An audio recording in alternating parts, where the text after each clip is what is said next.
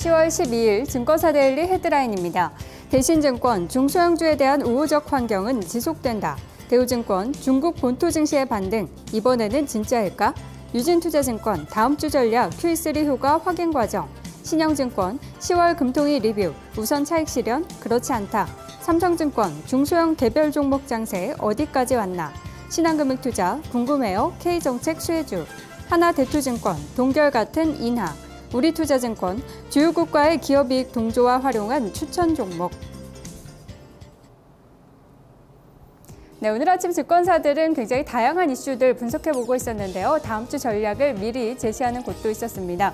오늘은 우리투자증권의 의견부터 보도록 하겠습니다. 우리투자증권은 주요 국가의 기업이익 동조화를 활용한 추천 종목 5선을 선정하는 모습이었는데요. 일단 주요 국가의 기업이익 동조화 현상이 진행이 되고 있습니다. 글로벌 기업이익이 같이 증가하는 업종에 투자하는 것 하나의 방법이 될 수 있을 것이라고 제시를 했습니다.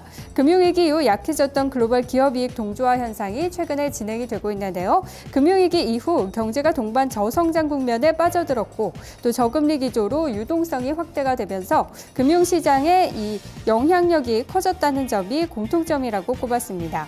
이러한 공통적인 국가로는 미국과 영국, 독일, 그리고 인도네시아와 우리나라가 함께 동조하는 경향이 강하다고 전했고요. 또 업종별로는 인터넷과 소프트웨어, 자동차 및 자동차 부품, 생활용품 업종이 상관관계가 강하게 나타났다고 전했습니다. 이러한 종목들로는 그중에 상승 여력이 높은 종목을 선별하는 것이 중요하다고 전했는데요. NC소프트나 넥센타이어, 그리고 기아차와 LG생활건강, 아모레퍼시픽 등이 있다고 밝혔습니다. 다음으로 신한금융투자의 의견 보도록 하겠습니다. 궁금해요 K정책 수혜주라는 제목인데요. 정책 수혜를 입을 만한 쪽을 봐야 된다 이런 얘기를 하고 있습니다. 한국 국가 재정운용 계획이 발표가 됐습니다. 9월 2012년에서 2016년까지 국가재정운용 계획이 발표가 됐는데요. 향후 국회 승인 과정을 남겨두고는 있지만 이 정치적으로 민감한 특정 사안 등을 제외를 한다면 대부분 원안대로 통과되는 것이 일반적이라고 전했습니다. 특히 정부의 지원이 기대되는 쪽은 교육과 복지 그리고 환경 쪽이라고 전했는데요. 2013년에는 교육과 환경, 2016년까지는 교육과 복지 관련 사업에 정부의 예산이 비중되게 사용될 수 있음을 좀 예상해 볼 수 있다라고 밝혔습니다. 국내 정책은 중소형주에 조금 더 큰 영향력을 아무래도 미치게 되는데요. 이와 관련해서 정권 교체 이후 본격적인 재정정책 제시와 시행이 나타날 것이라면서 관련주 흐름 체크해보자고 이야기하고 있습니다. 마지막으로 유진투자증권의 의견 보도록 하겠습니다. 다음 주 전략 미리 제시하고 있는데요. Q3 효과 유럽 리더십 확인 과정에 있다라고 시장을 분석하고 있습니다. 중국과 미국 경제 지표의 엇갈린 방향성이 계속해서 나타날 것으로 예상을 하고 있는데요.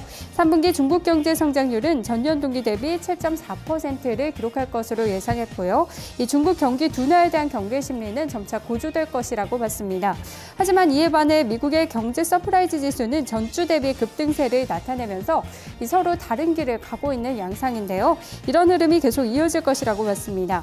그리고 어닝 시즌과 중국의 GDP 등이 역시 다음 주에 주요 변수가 될 것으로 예상을 하고 있습니다. 또 EU 정상회담에서 스페인의 구제금융 시기 등이 정해질지와 Q3 효과를 확인하려는 심리 등이 다음 주에 변수 등이 될 수 있다라는 점 언급하고 있고요. 주간 코스피 예상 밴드로는 1900에서 1980포인트 정도를 제시했는데요. 저점 테스트 및 기술적 반등이 나타날 경우 낙폭 과대지만 실적 가시성이 가장 양호한 IT, 특히 삼성전자 관련주나 자동차 관련주를 주목해보자고 밝혔습니다. 지금까지 증권사 데일리 살펴봤습니다.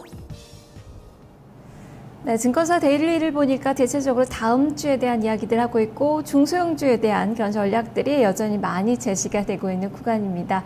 오늘 시장에 어떻게 반영이 될까요? 지금 동시효과 구간인데요. 소폭의 플러스권의 반등 흐름이 예상이 되고 있습니다.